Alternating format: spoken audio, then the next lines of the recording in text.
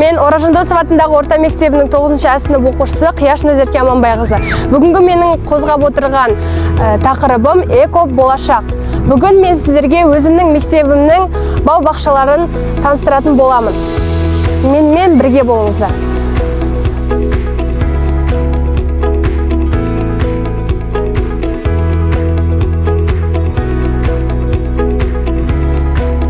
Біздің мына бау-бақшамызда 30 түп шие, 60 түп қара өрік және 15 түп алма бар. Егілген және де осы біздің оқушыларымыз апта сайын сенбілікке шығып, көгалдандырып, осы ағаштарымызға өз үлестерін қосады. Және оларды тазартып, актейтін болады.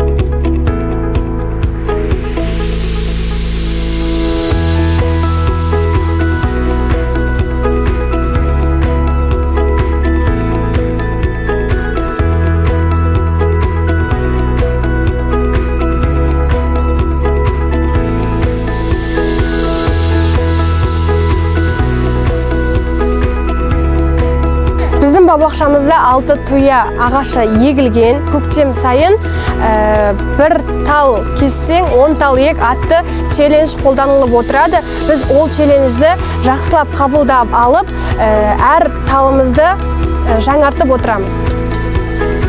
Біздің гүлзарларымызда 20 раушан гүлі өсірілген.